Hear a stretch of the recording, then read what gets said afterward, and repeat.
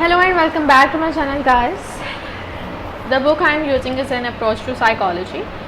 रक्षंदा शहनाज की है और कारवान बुक हाउस की है, आपको ईजीली मार्केट से मिल जाएगी।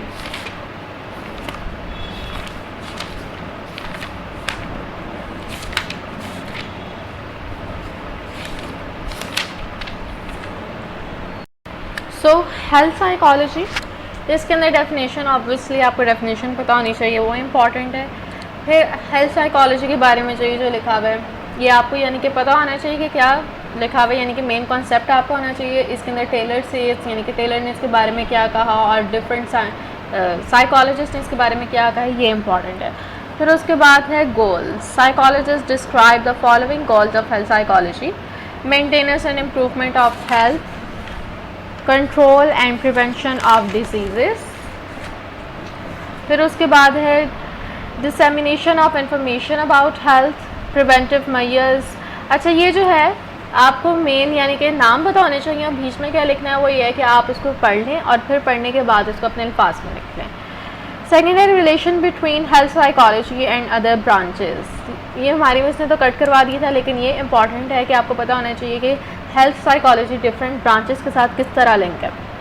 Behavioural factor that affect physical health, ये भी इंपॉर्टेंट है। फिर उसके बाद है psychological factors that affect physical health, ये जो है अच्छी तरह पढ़ने वाला है और इसको यानी कि अच्छी तरह डिटेल में आपने करना है, ये इंपॉर्टेंट है।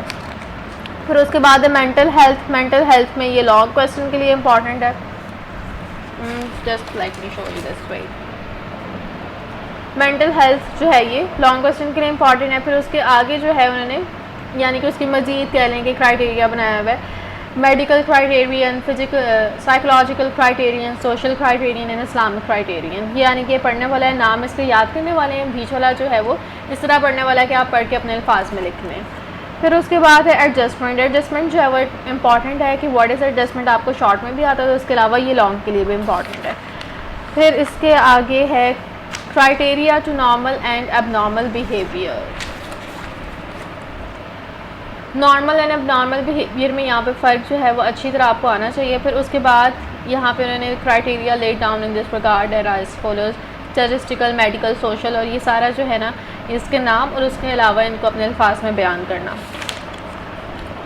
क्रिटिसिज्म जो है यानी कि अपने अल्फाज में, लेकिन आप कहें कि बहुत ज़्यादा इंपॉर्टेंट नहीं, उसका नहीं है, बस ये है कि आपको पता होना चाहिए कि क्या लिखा हुआ है। A few characteristics of normal behavior। Normal behaviour की फ्यू करेक्टरिस्टिक इतना इंपॉर्टेंट नहीं है, सिंपल बस शॉर्ट में आपको आ सकता है, लेकिन यह है कि ये नहीं करना कि छोड़ दें, बिल्कुल ये इंपॉर्टेंट नहीं है, पढ़ना नहीं है, लेकिन पढ़ना आपने लाजमी है। फिर उसके बाद है Islamic concept of mental health. Not important, ये इतना इंपॉर्टेंट नहीं है। फिर उसके बाद है इमाम गज़ाली। ये जो है बीच में से एविसीना, इमाम गज़ाली यानी कि जो फेमस है ना, उनके आपने यानी कि शॉर्ट क्वेश्चन के लिए उनको तैयार कर लेना है आपने। फिर उसके बाद है स्ट्रेस। ये इंपॉर्टेंट है, वर्ड स्ट्रेस शॉर्ट क्वेश्चन के तौर पे भी आता है, उसके अलावा लॉन्ग क्वेश्चन के तौर पे भी आता है। फिर उसके बाद है different view points about stress. ये भी इंपॉर्टेंट है, इसके अंदर जो है डिफरेंट साइकोलॉजिस्ट का स्ट्रेस के बारे में क्या कहना है, उनकी डेफिनेशन क्या उन्होंने दिया, ये इंपॉर्टेंट है। देन आफ्टर दिस फिर उसके बाद मज़ीद एक्सप्लेनेशन है, ये यहाँ से ये इंपॉर्टेंट है, लजारस एंड फोकमैन का ओपिनियन। फिर उसके बाद है basic and secondary appraisal, mechanism of stress, psychological, ये सारा इंपॉर्टेंट है। फिर उसके बाद है hypothalamus stress centre, very important, most important of this chapter.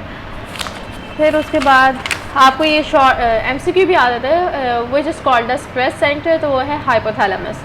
फिर फाइट और फ्लाइट, ये भी इंपॉर्टेंट है कि आप बताएंगे फाइट और फ्लाइट में क्या होता है, फर्स्ट स्टेज क्या होती है, सेकंड स्टेज क्या होती है, ये सारा।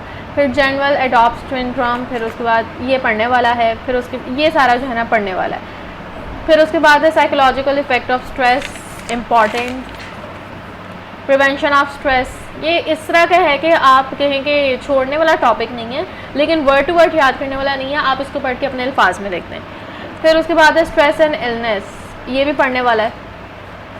जो मैं कहती हूँ ना पढ़ने वाला है, उसका मतलब ये होता है कि आपका कॉन्सेप्ट इसके अंदर क्लियर होना चाहिए। Stress and psychological disorders, then ये acute stress disorder, post traumatic stress disorder, फिर सोर्सेज ऑफ स्ट्रेस, ये भी, ये सारा जो है ना ये सारा का सारा जो है वो आपके कॉन्सेप्ट का है। देन अगर So here we have double approach conflict, double avoidance conflict और फिर approach avoidance conflict. ये वाले जो हैं ये इसके नाम इम्पॉर्टेंट है, यानी कि नाम आपको शॉर्ट क्वेश्चन में आ सकते हैं, और उसके अलावा इसका जो अंदर का मटीरियल है वो आपको इस तरह के पढ़ लें और फिर उसके बाद अपने अल्फाज में बता देंगे कॉन्फ्लिक्ट क्या होता है, फिर उसके बाद डबल अप्रोच और कॉन्फ्लिक्ट क्या है, अवॉइडेंस में बताएंगे कॉन्फ्लिक्ट क्या है, तो डबल अवॉइडेंस किस तरह इसके साथ लेंगे, यानी किस तरह करके अपने अल्फाज में आप एक्सप्लेन करें। फिर उसके बाद है मल्टीपल अप्रोच अवॉइडेंस कॉन्फ्लिक्ट। सो इसके अंदर भी इसी तरह अवॉइडेंस कॉन्फ्लिक्ट और मल्टीपल अप्रोच का क्या लिंक है, यानी कि जिस तरह इन्होंने एक्सप्लेन किया हुआ है आप इसको अच्छी तरह समझ के नेट से समझ के फिर उसके बाद अपने अल्फाज में इसको लिखते हैं। फिर उसके बाद यहाँ पे जो सब्जेक्टिव क्वेश्चंस दिए हैं उनको एक दफ़ा देख लें, फिर ये चैप्टर जो है आपका तैयार हो जाएगा। मेनली आपने स्ट्रेस पे फोकस करना है, फिर हाइपोथैलेमस पे और उसके अलावा साइकोलॉजिकल इफ़ेक्ट ऑफ स्ट्रेस पे और यहाँ पे मेंटल हेल्थ, ये जो है ना इसके इम्पॉर्टेंट है। और उसके अलावा हेल्थ साइकोलॉजी की होती है और उसका आप कह लें कि गोल्स क्या हैं उसके, यानी कि स्कोप भी आ सकता है कि वो भी आपने बताना है। Mechanism of stress, explain conflict and it's type. So I hope guys कि आप लोगों को समझ आ गया होगा कि इस चैप्टर में कौन से टॉपिक्स जो हैं वो इम्पॉर्टेंट है, कौन से इतने इम्पॉर्टेंट नहीं है, कौन से शॉर्ट क्वेश्चंस के लिए इम्पॉर्टेंट है। And if it was helpful तो फिर आप सब्सक्राइब करें और अपने फ्रेंड्स के साथ शेयर करें। टिल देन अल्लाह हाफिज़।